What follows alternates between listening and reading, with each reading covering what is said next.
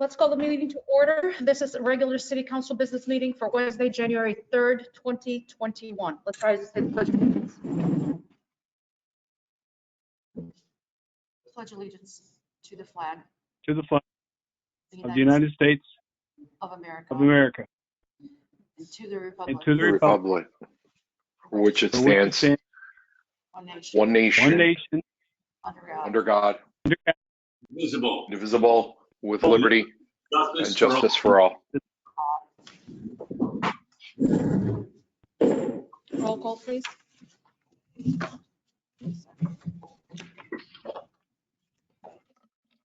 Councilman Scaringi, Present. Councilwoman Riley, Present. Councilwoman Friedman, Present. Councilman Burns, Present. Councilman Strawn, Councilman Scanlon, Present. President Rossinetti. That is 6 here, 1 absent, Strawn, and he should be joining us shortly. Okay, so next we have approval of the minutes. Councilman Scaringi. Thank you, Madam President. I'd like to make a motion to approve the minutes from the January 20th, 2021 business meeting and January 21 special business meeting. Second. All in favor? Well, Aye. questions or comments? Wait, questions or comments? Question or comments? Yes, I'd On like the to make an agenda? amendment on the minutes. Do you have comments? Go ahead. Yes, there's an error. It does say that Councilwoman Friedman pulled the legislation, and actually that was me for the legislation regarding the Finn Institute. I'd like to have that amended. Okay. We will amend that. Madam President, I'll make a motion. I'll withdraw my original motion and make a motion for the meeting minutes of those two meetings to be approved as amended. I'll Second. second. Thank you.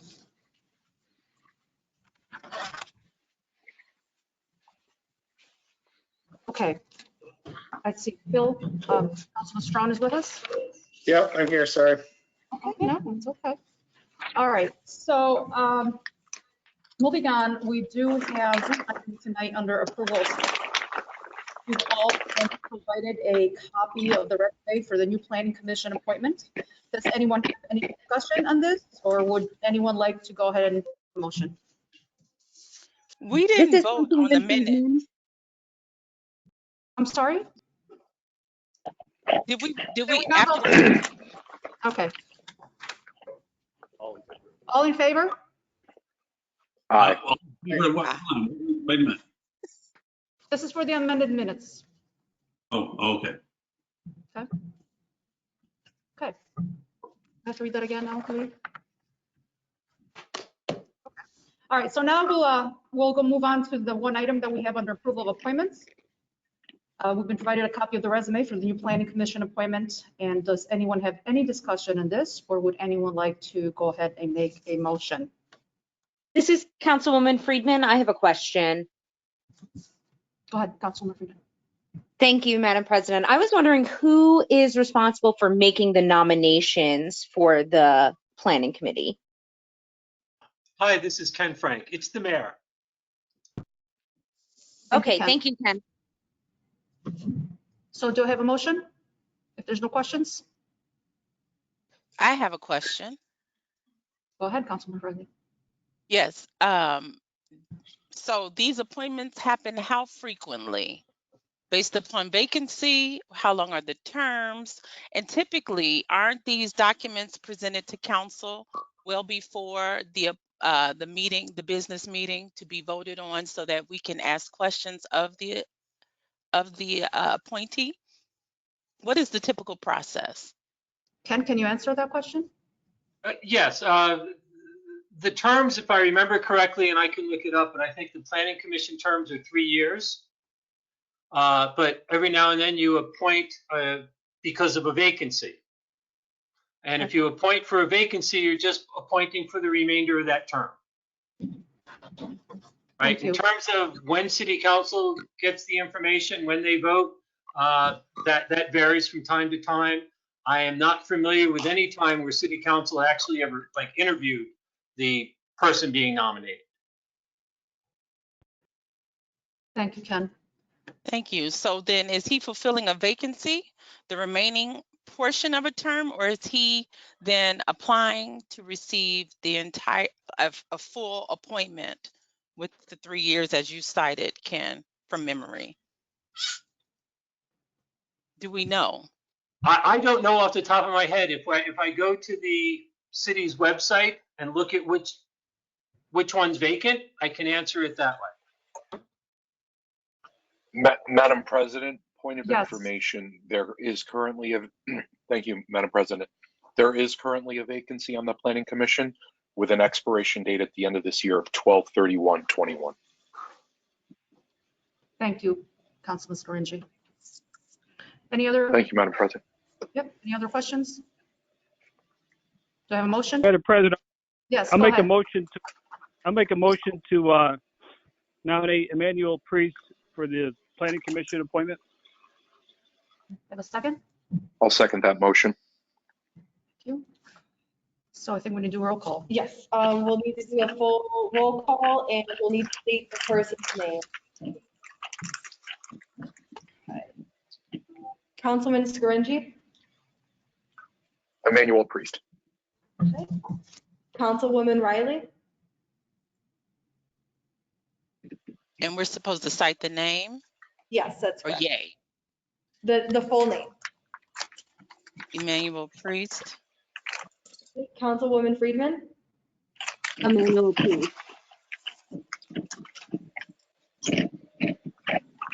Councilman Burns, Emmanuel Priest. Councilman Strawn, Emmanuel Priest. Councilman Scanlon, Emmanuel Priest. President Resinetti. Emmanuel Priest. Okay, that is 7 for Emmanuel Priest. Congratulations, Emmanuel. So moving on to public comments.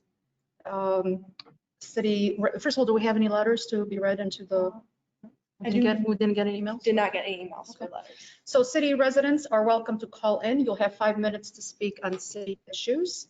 Please be respectful. Grace, if you wouldn't mind reading that number, please. The number for public comment is 607-772-7101. Again, it's 772-7101.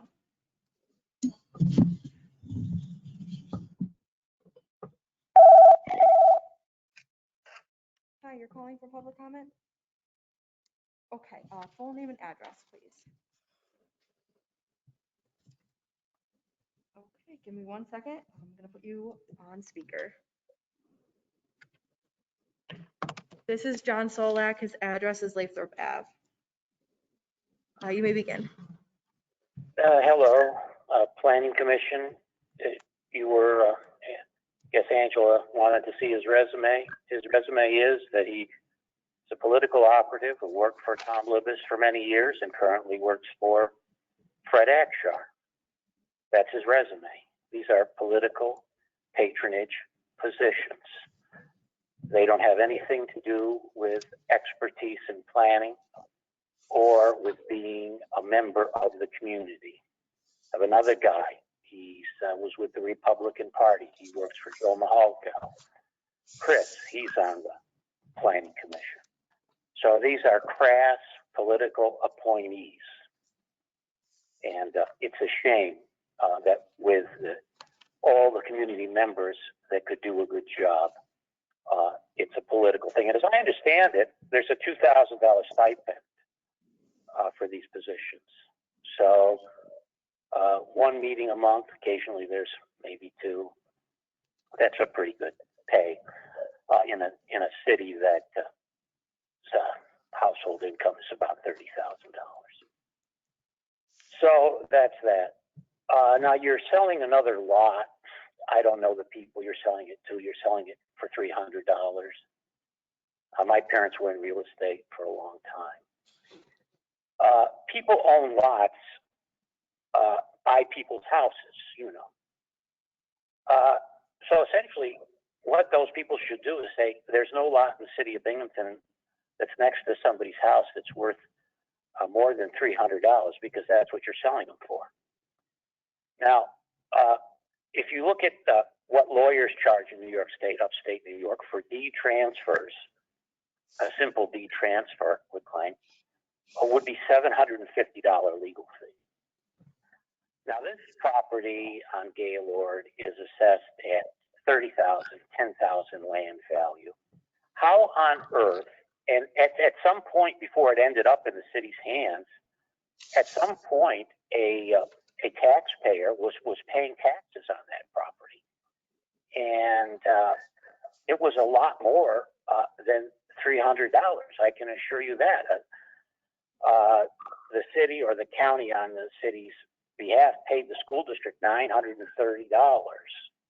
So I don't see how you sell a piece of property for $300 that's assessed at $30,000, $10,000 land value. And I don't see how the Corporation Council is operating on a business level when they're not recovering their costs. So this is not, I don't know these people, they may be fine people, but this really has become a license to steal. And you are violating your fiduciary duty with this nonsense. So you need to get at least the going rate for a deed transfer. And you need the value of the property needs to correspond with what's on the assessment rolls. Otherwise, there's still some empty lots next to people's property. Otherwise, you're calling into question the value of an empty lot next to somebody's property. This is a joke. So let's move on. Now, I am a resident of Binghamton, and I have nothing to do with the university. I don't have a paycheck coming out. I don't have any business relationship with them. If the university closes up tomorrow, it means nothing to me. I don't own a bar on State Street. I don't rent to students. I'm not a student landlord. But guess what? Guess what? You have 1 minute. I'm in the majority of the city of residents. The majority of this city's residents have nothing to do with the university.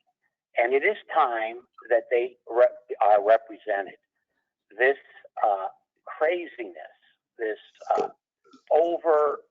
emphasis on the university is absolutely intolerable, seeing as how they don't pay taxes.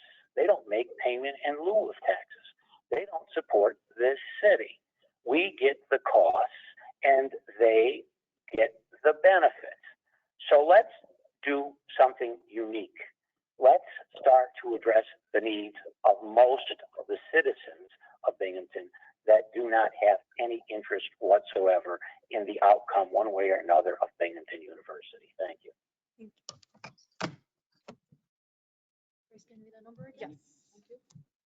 The number to call is 772-7101. Hi, you're calling for public comment? Okay, please state your full name and address.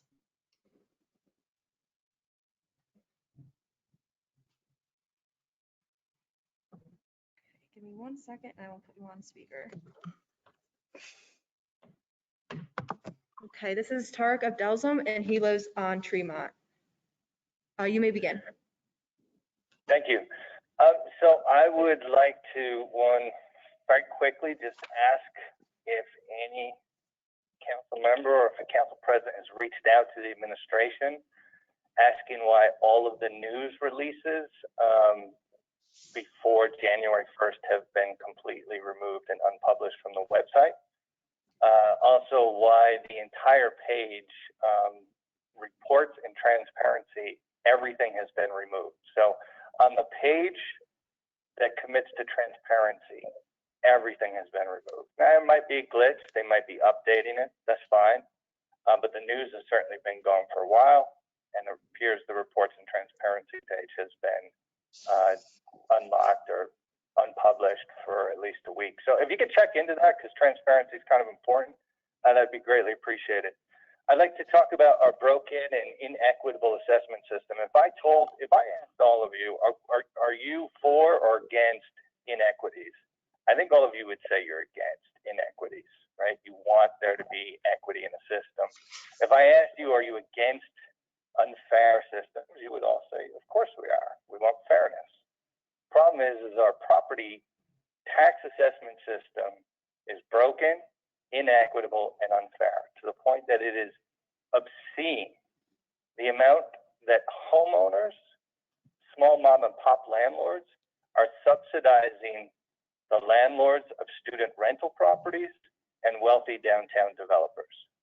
I've documented numerous instances and published those stories online at Binghamton Bridge. But I want to run through some of them for folks because it just seems that this council, clearly the mayor doesn't care. I mean, he loves this system and his drinking buddies are landlords of student rentals and wealthy downtown developers. So I know he's not going to fix the system, but it's incredibly frustrating that this council and GOP council president after GOP council president has refused to listen. So I'm hoping that there's a change with new leadership, but we'll see. 29 Seminary Avenue. It sold in May 2020 for $150,000, yet it's only assessed at $68,000. It's almost $100,000 in taxable assessed value that we are leaving off the table. That property is being, it generates about $24,000 in annual revenue through student rentals. These are all based on actual listings. These are all based on publicly available data. If we look at 23 Seminary Avenue, an 8-bed student rental currently being advertised for 21-22 school year as a 12-month lease for $550 per bed. The owner will bring in $52,800 a year. $52,000 a year. It just sold last August from one LLC to another for $350,000. Yet we have it assessed at $80,000.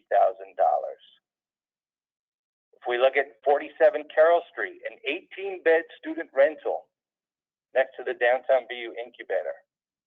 Last year, this owner from Long Island charged $500 a bed, raking in at least $90,000 a year. $90,000 a year in rent, and we have it assessed at $62,000, which is about the same as my tiny 1903 home on Tremont Avenue. I don't bring in $90,000 in revenue. 61 Front Street, currently being advertised as 12-month student rental for this upcoming school year, up to 13 beds at $550 per bed. The owner will bring in $85,800 a year in rental revenue, yet it's only assessed at $99,000. I could go on and on. There are plenty of examples. 95 Murray Street. This rental property generates at least $72,000 in annual revenue, was recently sold for $490,000 in June. $500,000. We have it assessed at $127,000. My favorite, 34 Lyle Avenue, 10-bed student rental, charges $4,000 a month, right? $400 a bed. That's about $40,000 a year. That's just 10 months. It is assessed at $18,000. I did not lose a zero. It is assessed at $18,000, and the out-of-town owner brings in $40,000 a year. Your time is up. System. Okay, I don't know. Did you give me a 1-minute warning? Yes, I did. Okay, I did not hear you. I apologize. Oh. I'll be continuing this conversation, but thank you for the time. Okay. Would you like to read it? Yes, I can. Thank you. It is 772-7101. Again, it's 772-7101.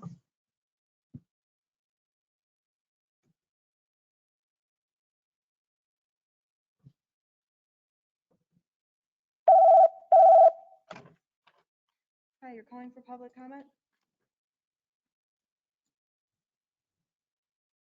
Okay, give me 1 second. Let me just write this down and then I'll put you on speaker.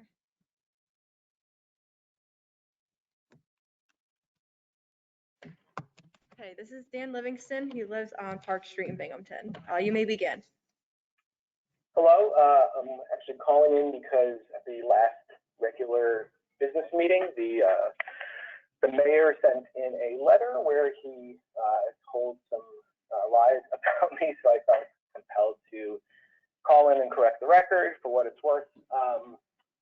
He said that I posted some meme on the Binghamton or the Broome County Democratic Facebook page. I just wanted to correct the record. I am not now, nor have I been an admin or have the ability to post things on that page. So yeah, he got his facts wrong there, which I think it's just a little odd also that the council spent a lot of time talking about this, wringing their hands about this political attack, when it just seems like the Republican Party in Broome County is constantly pushing the limit, crossing lines with political attacks, and there doesn't seem to be any consequence for it. I mean, the Broome County Democratic chair apologized publicly, took down the post. There was a consequence, a reaction. The Broome County Republican chair, on the other hand, regularly levels some pretty crazy attacks, including in 2019, the election cycle that ushered in this current city council. The Broome County Republican chair doxed a campaign worker in a mailer, and doxing is it's considered harassment. When Councilman Conrad Taylor and I brought this up at a city council meeting that happened soon thereafter, there was silence from the Republicans on council. So it doesn't really seem like there is any effort to hold the Broome County Republican chair accountable for the awful stuff that he does in campaigning. And it's not a surprise. I mean, he was in the Broome County Executive's office, and when he got removed from his office, from his position, for coercing county employees to work on Republican political campaigns, the consequence there was that he became the chair of the Republican committee. So not just that these actions don't have consequences within the Republican Party, but they are rewarded. I just think that if the local Republicans want to see a better tone of discourse in politics in Broome County, a good starting point would be to hold your elected leadership accountable for the things that they do. Thank you.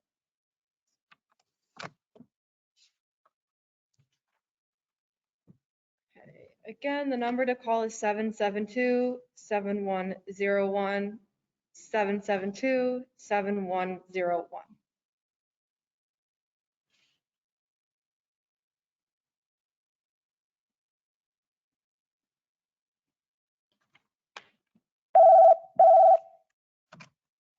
Hi, you're calling for public comment?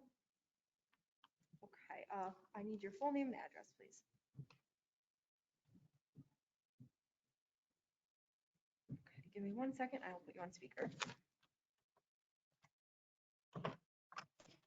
Okay, this is Tina Chronopoulos, and she lives at on Laurel Avenue. You may begin. Hi, good evening. My name is Tina Chronopoulos, and my representative on council is Sophia Resoliti.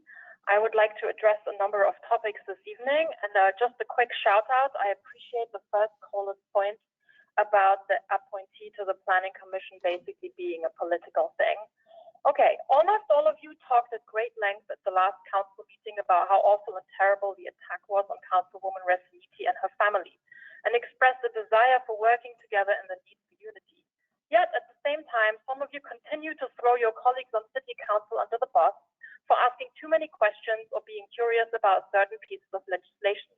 If you only brought half the energy to your regular work that you displayed in your outrage, I can't imagine what we could get done in the city.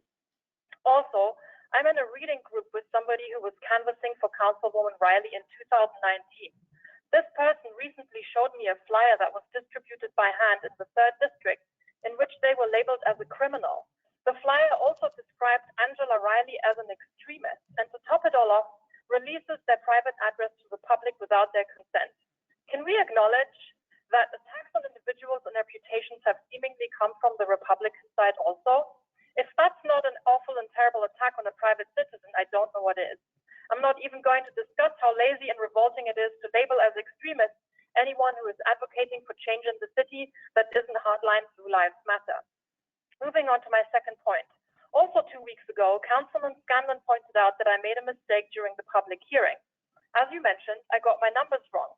When I said $9 million, I was referring to the total amount of the bond ordinance, when what I should have referred to is the slightly over $1 million the City Council voted to borrow for the renovation of the tennis courts. I hope you can forgive me for this mistake.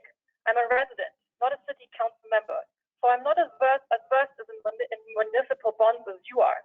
My point still stands. Spending more than $1 million on renovating perfectly acceptable tennis courts during a pandemic seems like an unwise use of money. People in this community are going hungry right now.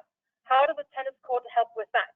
This is particularly egregious also if you consider that it looks like the mayor was going to use community development block grant funds to make up the additional money needed to pay for the work, which was estimated to cost $1.5 million. CDBG funds are meant to be used to improve disinvested neighborhoods and low-income individuals. And the Rec Park tennis courts are most definitely not located in such a neighborhood. Finally, I'd like to talk about a worrisome behavior that I am noticing, and it is this. One council person in particular has taken it upon themselves to call me out in public and point out that I am making mistakes. I wonder why you are picking on me in this way. There are plenty of folks who called in during public comment last year under your tenure as council president who said all sorts of things that were problematic and incorrect, conspiracy theories, racist rhetoric, etc. Not once did you pick them out by name and say that they don't know what they are talking about. So, as always, since I cannot know what is motivating you, I am drawing my conclusions based on what I know. Could it be that you have a problem with me trying to hold you and your colleagues on council accountable by pointing out some of the things that you do that fly in the face of proper procedure?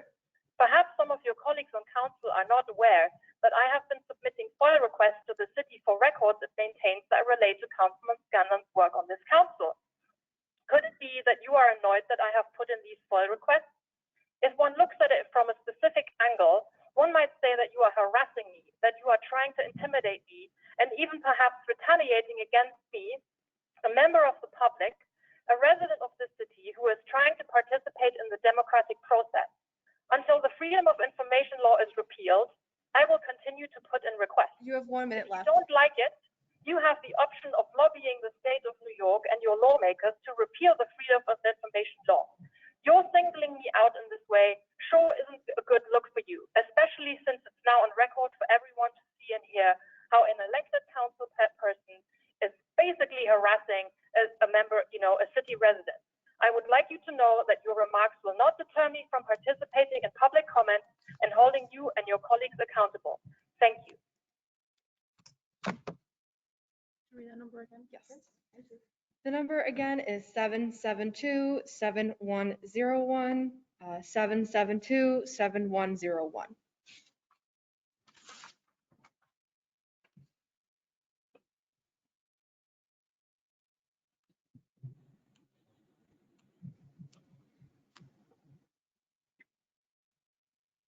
Council, this is Kenneth Frank.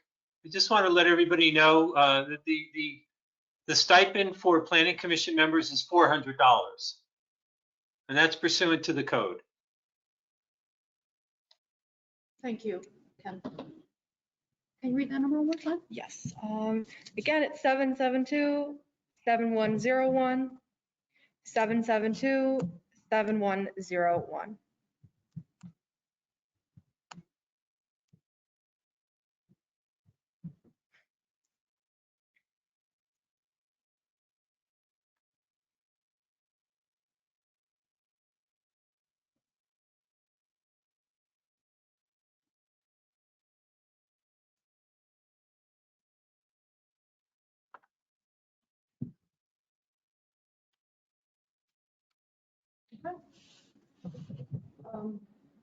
We can move on if there are no more callers. Thank you, everyone who called in. Do we need a motion for this? To close this? No, okay. Okay. Moving on to our second reading legislation. First, we do have 2 amendments that need to be made from our last meeting. Corporation Counsel emailed us regarding this earlier today. Councilman Strong. Thank you, Madam President. Excuse me. I'd like to make a motion to reconsider permanent resolution R21-7 adopted on January 20, 2021. Second.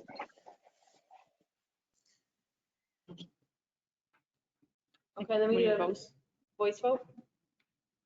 Madam President, I have a comment or a question on this. Go ahead, Councilman Freeman.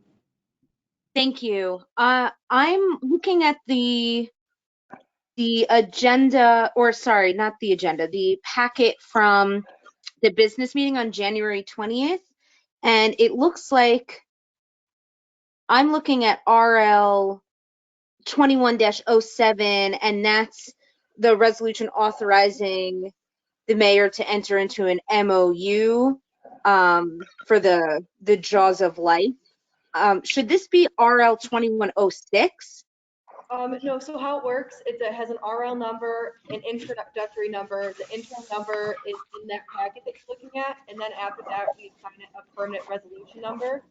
What is the intro number? Yeah, and this is the permanent resolution number that we use to make a correction. It's also located on our website. This is Councilwoman Riley. Go ahead, Councilwoman. Yes. So the 2 things. One, we received this amendment today, so we have a lot of questions. We did receive an update, and I'm sure you can't hear me because someone's mic is over talking me. I can't see who's not muted. But again, we did not receive some of the things we have questions for. So now, what is this amendment? Why are we amending it? It is correcting the budget line. There's no difference in the amounts. We're just outlining which budget lines these funds will be deposited into. And again, someone's mic is live, so I'm sure you can't hear me. I can hear you. Correct. The motion specifies that there's no change in the total amount. I believe that was stated also in the email that you sent us earlier, Ken, unless I'm thinking. Right, the email we received earlier today. Thank you. Okay. Anything else? Should we continue with Councilman Strong? Oh, we do need to voice. Yeah, I still need a voice vote.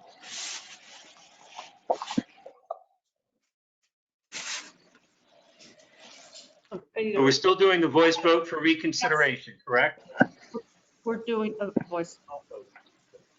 All in favor? Aye. Aye. Aye. Hi. Aye. Opposed? Yeah, Madam President, it asks if there are any opposed. Anyone opposed? Sounds like it was. Aye. Riley. Thank you. Councilwoman Riley. Thank you, Councilwoman Riley. Okay. Councilman Strong? Thank you, Madam President. I'd like to make a motion to amend permanent resolution R21-07 to correct the budget line as follows. Delete budget line H5110.55555.M0015. That's the DECO district grant. And insert budget line H5112.525173.1220. That's the DECO district improvements. The amount of $276,700 does not change. We need a motion. $276,700, sorry, does not change. Second? Did we get a motion? Yeah. Yes, a second? Second.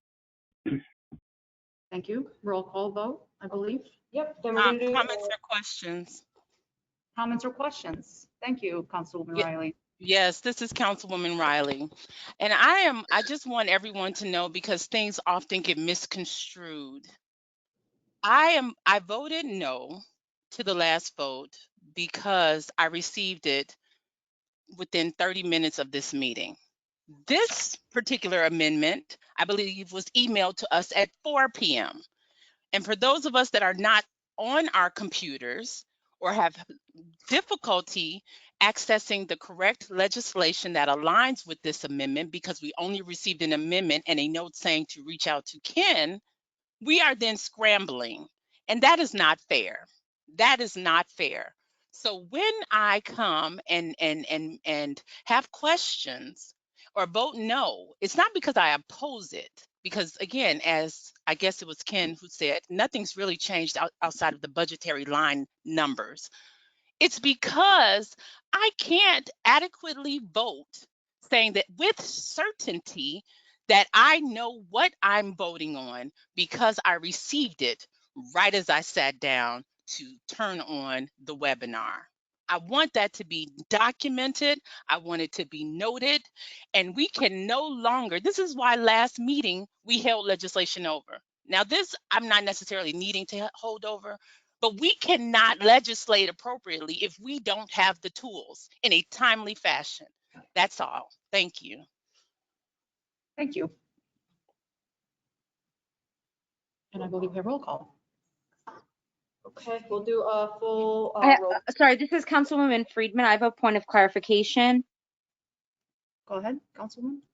Thank you, Madam President. This is now permanent resolution 21-07, or this is permanent resolution 21-04 that we're discussing right now? This is 2107. Okay, thank you. Roll call. All right, so we'll do the roll call. Councilman Scaringi, Aye. Councilwoman Riley, Aye. Councilwoman Friedman, Aye. Councilman Burns, Aye. Councilman Strawn, Aye.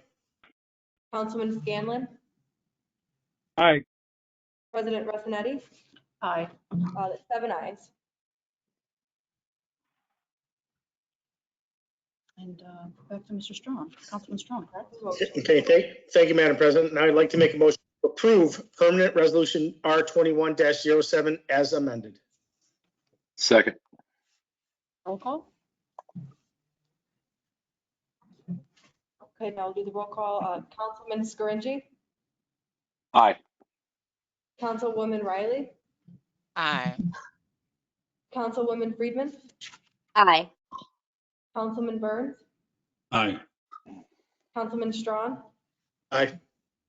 Councilman Scanlon, Aye. President Rossetti, Aye. 7 ayes. Okay, so now we're moving on to the second piece for R21-0. R21-04. Amendment that needs to be made. Councilman Strong. I don't know if I have that in front of me. I only have, does anybody else have that? I believe Chuck sent it at like 5:40-ish. I only got this 2107 one. I don't even know if I got that one, to be honest with you. Machio? I also, likewise, this is Councilwoman Friedman. I'm unable to see this motion. I received the initial email at 5:50 p.m. and then Chuck attempted to send me a PDF version at 6:07, but I'm unable to view this. Madam President. Procedure, yeah, yes, Councilman Scaringi. So the second one related to permanent resolution R21-04 is the same logistical motion that we just did. There's no change in Amounts are exactly the same. It deals with R21-04, which was a permanent resolution in relation to flood wall inspections. And it's just deleting one budget line and inserting the proper one. So I can make that motion if the body would like. Yes, thank you. I'd like to make a motion, Madam President, to reconsider permanent resolution R21-04 adopted on January 20th, 2021. We have a second.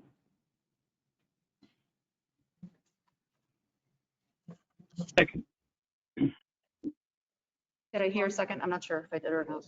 Okay. Yeah, Councilman Scanlon. This Councilman Scanlon, second. Thank you. We have a voice vote. Questions or comments? Yes, this is Councilwoman Friedman. Go ahead. Thank you, Madam President. Councilman Scaringi, I do appreciate the summary and contextualizing this, but I'm going to make a motion to hold this over because I don't feel comfortable voting on something that I haven't looked at. Second. Second. So we're holding this one over. Yeah. So do we, is there a special meeting, Lee, that needs to be? Schedule that later. Okay, we'll do that later. Thank you. Okay.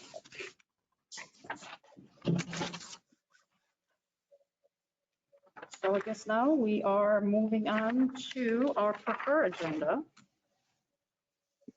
Would anyone like to pull anything from the preferred agenda before we move on? Okay. Thank you. Grace, can you introduce the preferred agenda, please? Introductory ordinance 21-13, considered in finance. An ordinance to amend the 2021 capital budget to accept a refund from Wellington Trust escrow and to pay 2021 bans. Any questions? Okay, next. Introductory ordinance 21-14, considered in finance. An ordinance to amend the 2021 Department of Public Works budget for Binghamton City Court improvements. Any questions? Okay. Introductory ordinance 21-15, considered in finance. An ordinance to amend the 2020 Binghamton Johnson City Joint Sewage Treatment Facilities capital budget for equipment and pump repairs and chemicals. Any questions or comments? Next. Introductory ordinance 21-17, considered in finance. An ordinance to amend the 2020 signals combined shop lift budget. Any questions? Okay, next. Introductory resolution 21-08, considered in planning. A resolution authorizing the mayor to amend the contract with House of Worship Church of God in Christ. Any questions? Thank you. Next. Introductory resolution 21-09, considered in planning. A resolution authorizing the mayor to enter into agreements with ZDD LLC shop at 219 Washington Street in Binghamton for distribution of COVID-19 care tax in an amount not to exceed $1,000. Any questions? Okay, so now we'll need a motion to approve the preferred agenda. So moved. Second. Thank you. Okay, that passes. Yep. Roll call. Okay. Councilman Scaringi. Aye. Councilwoman Riley. Aye. Councilwoman Friedman. Aye. Councilman Byrne. Aye. Councilman Strawn. Aye. Councilman Scanlon. Aye. President Rossetti. Aye. That's 7 ayes. Now that passes. So moving on to our non-preferred agenda, we have introductory ordinance 21-16, considered in planning. Councilman Strawn. Thank you, Madam President. I'd like to ask council for unanimous consideration of introductory ordinance 21-16, an ordinance authorizing the sale of 113 Gaylord Street to James Lewis and Carol Lewis for $300. Second. Any comments or questions? We need to do the, oh, we have the seeker, yes. So Mr. Councilman Strawn, Yes. the last page in the packet, the seeker motion. Hold on a second.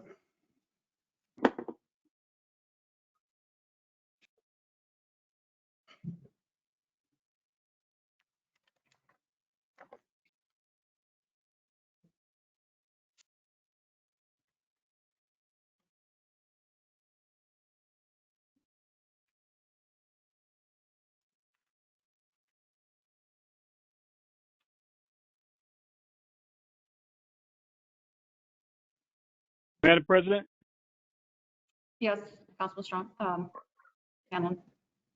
I don't have I don't have the seeker on my agenda. Did I get an early agenda or something? It should be the last page of the packet sent out to you. I have it now. Would you like me to go ahead? Yes, please. Okay, thank you. There are three motions under seeker. First motion A, motion to declare city council as lead agency under seeker. Second. We need a voice vote. All in favor? Aye. Aye. Aye. Aye. Anyone opposed? Okay.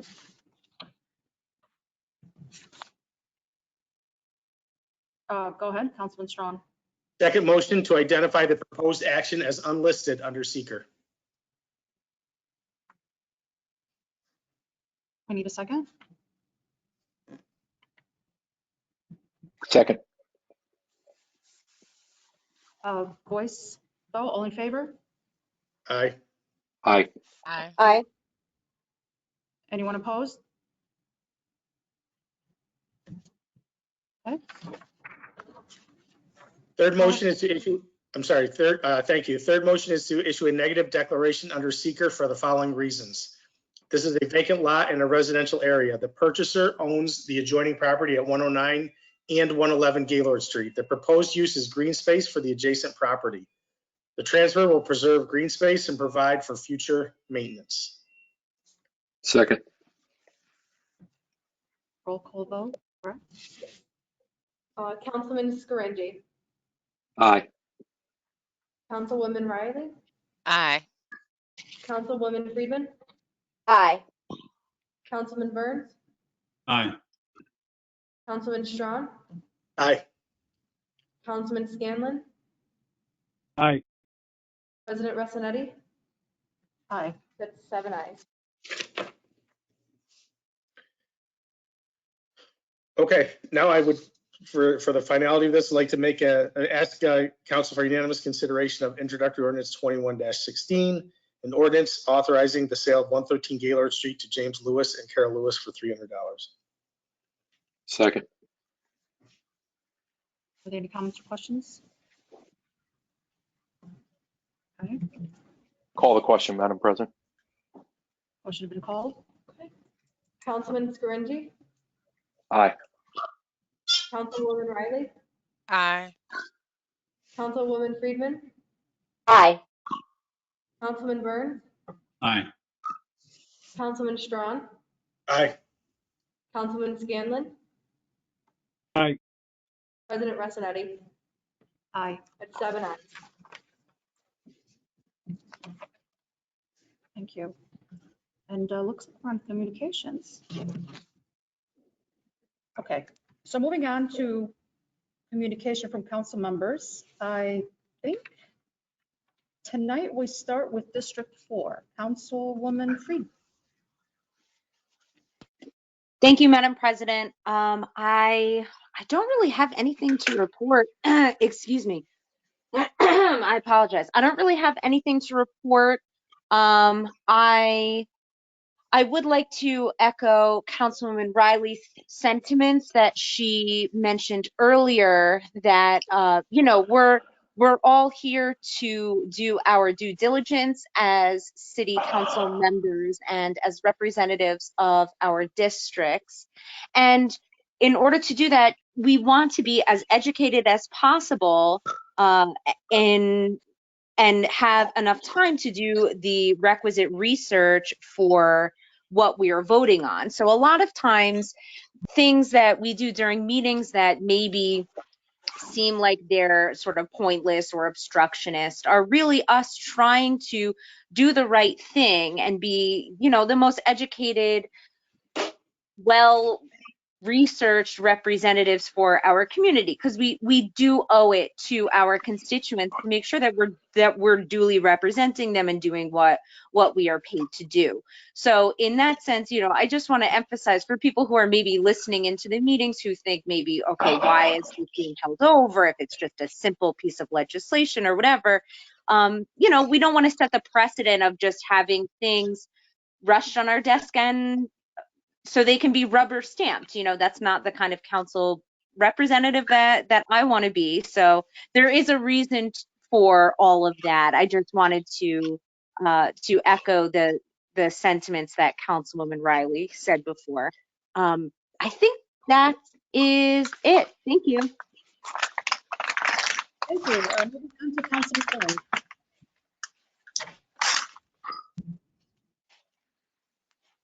Did you say Burns? Yes, I did. Thank you, Madam President. I would also like to echo Councilwoman Riley's being upset because we agreed to go with 6 o'clock and not 6:30, and I almost didn't make it on time. I'm opening up the pack, my mail while I'm trying to sign on the computer, and I see the stuff at the last minute, and it is very frustrating. And so I just, in the future, I hope everybody tries to not do that. Also, when it came to the appointment of Mr. Priest, I realized, like, in Washington, the president gets to appoint Pete Buttigieg and elections have consequences, and the mayor does have he does have the majority on city council, and so he's going to get the person that he wants. And from what I understand, Mr. Priest, very good guy. He does have a lot of political experience, etc. But let's just say it was the other way. Let's say the Democrats were in the majority here.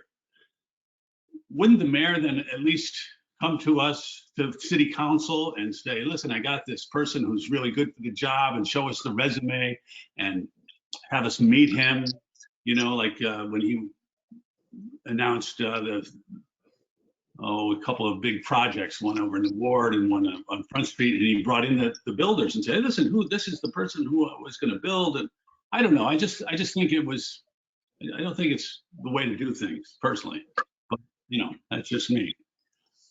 Moving on to communicating with people, with our residents. The police reform and reimagining police, it is still going on. We just had a meeting on last night with religious organizations. We had some very, very good speakers. Now, tomorrow night, we're having neighborhood groups. If you want to speak as a neighborhood group, or if you think your neighborhood isn't represented, you can email me at jburns@cityofbinghamton.com, and I'll do my best to get you to be one of the speakers. So that's a neighborhood group. Now, next Tuesday, we are going to have community advocacy groups. And it occurred to me as I was making my notes here for this, is that I don't think I have a senior citizen advocacy group. So maybe over in the ward there, maybe I'll call. Maybe Mr. Scringe, you can help me to find out who to call over at that first ward community center. Maybe there's somebody that would want to come in and speak. And then on Thursday, the 2/11, on February 11th, it's business organizations. So if you're a member of a business organization, you want to talk about policing in the city of Binghamton, please do it. Please call. Or if you own a business, email me, jburns@cityofbinghamton.com. And, you know, I think that this is one of the biggest things that maybe I will ever do as a city council person, is to get this reimagining of the policing into law. So that's it for me. Thanks, guys. Thank you. So let's move on to Councilman Strawn. Thank you, Madam President. I don't have a lot, but I would like to just thank DPW and Public Works and the Parks Department once again for, you know, this winter just keeps hammering us. And this one was like a 3-day thing. I got annoyed every time I looked out and there was another 2 or 3 inches of snow, 4 inches of snow on the ground. So this one is a little less in total, but a little more annoying because it took quite a while for it to all come down. So I'd just like to thank the city employees for doing a good job. I'm sure there's little pockets here and there that aren't perfect, but I think they go back through and after everything's done and try to touch that up. So once again, thank you to their hard work, and I think we might have another one coming next week. So hopefully spring is on its way. Have a good night. Thank you. Move on to Councilman Scanlon. You're next. Thank you, Madam President. I'd like to reiterate what Councilman Strawn said. I think it proves that the DPW is capable of plowing, you know, the 3 and 4 and 5 and 6 inch snowstorms, and they're perfectly capable of doing it. The storm we had before, obviously, the 36 inches in 12 hours, I'm not sure who's capable of plowing that, but I just want to commend Mr. Paddock and his men and women, because they're the ones that do it. You know, obviously he's the leader, but they do it. So again, a job well done for the snow. Let me address former Councilman Livingston, and he's former for a reason. The letter that Mr. or the mayor wrote, I believe said, I don't have it in front of me, I believe it said that Mr. Livingston created that. He didn't say he posted it, he said he created it. So there might be some confusion there. And Madam President, that's all I have. Thank you. Thank you. Moving on to Councilman Springy. You're next. Thank you, Madam President. I just want to echo the sentiment of some fellow council members before. I really just want to thank DPW and the Parks Department. They did a phenomenal job. This snowstorm was pretty bellowing. I'm pretty sure most of us and a lot of our constituents know that over the last couple of days we've been doing our driveways more than once per day. It was coming down pretty steady. I think the last count I saw was probably somewhere between 15 and 20 inches. So John and everyone at the helm at the DPW and Paul Palmer over in Parks, but especially all of our City Hall employees who really were just out there every day, working those morning, afternoon, and night shifts to make sure. I know driving around the city in the ward, on the west side, up on Mount Prospect, definitely saw the trucks out quite a number of times. So hope they're keeping warm, hoping they're keeping safe, and that's all I have. Thank you, Madam President. Thank you. Moving on to Councilwoman Riley. Thank you, Madam President. As many of you know, this is February, which is celebrated and highlighted as Black History Month. And in observance of all the strong and courageous things African Americans, Blacks have done in this country, we are celebrating with various events and services here in the city and across the globe. I want to highlight one event that will be happening next Saturday. Typically, it's at the library. This is this 43rd annual Black History Month celebration here in Binghamton. It will be online on the 13th from 2:30 to 5:30. I also want to highlight that there is an initiative with Broome County and the state of New York to ensure that our seniors, particularly those that are minority, underrepresented, or minoritized, are given the opportunity to obtain the COVID-19 vaccine. If you have any questions or if you know someone that may be eligible because they fall into that demographic, please have them call 211. If they are unable to reach 211. They can also call the Office for Aging because they're spearheading this event. Similar to all my other council people, I would like to highlight not only the Department of Public Works and Parks for what they did because they were out very early, but I also want to highlight the neighbors and the kids because, again, they did what they didn't have to do, going out, making sure that the sidewalks and the thoroughfares were cleaned out for neighbors that did not have the capability to do so. And so let's highlight and celebrate the unity in our community. But finally, I'd also like to revel in the fact that I'm closing tonight. And typically I'm usually one of the first.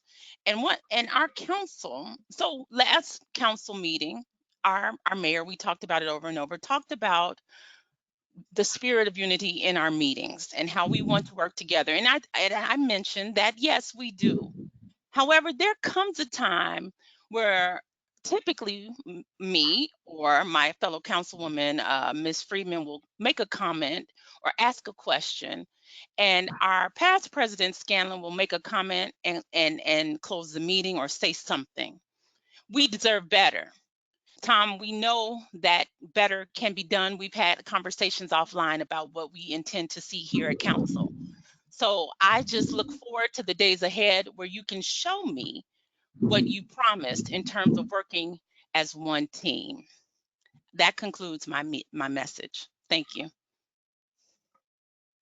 Thank you, Councilwoman Riley. I don't have much to say tonight. I guess I'd just like to piggyback just a little bit from what Councilman Scanlon said regarding the color. We all know you created it. We know who posted it, and we know the leaders of the Democratic Party approved it. And if you have any questions about that, or you'd like the community to know more about it, I'd be happy to take that lead so we can have those discussions. Regarding the spirit of unity, I wholeheartedly hear everybody's concerns and suggestions and desire to work together. I'm all about that. I've always been. But I do need to highlight that, when folks are calling and saying, well, Councilwoman Resanetti's family was attacked, but it's too bad because so-and-so in the past did this or that, you can sort of understand how that just doesn't feel very good, right? Councilwoman Resanetti does not go after people and their families. Like I've stated before, I'll let your records do that, okay? So I'm embracing the spirit of unity. I want that desperately, especially since I've been a target. My kid has been a target. I would love that. So once again, I would to say, let's stop with talking all that talk and start walking that walk, right? And take responsibility for our own actions by condemning lies and all this ugliness that has come through.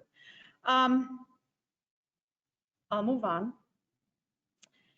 I wanted to say, like everyone else, thank you to our Public Works Department for the fantastic job that they're doing. I saw some comments online, some communication between folks and just praising the work that they've done. It isn't easy. Thank you to all of you. Parks, of course, as well. And lastly, but next time we meet, we're going to have Binghamton University back in session. It's going to be a challenging, potentially semester. Everything's still online. I know they're moving in. They're getting ready to move in this weekend, I believe. And so I hope that everybody remains safe and healthy and warm. And with that, I'd like to take a motion to adjourn that meeting.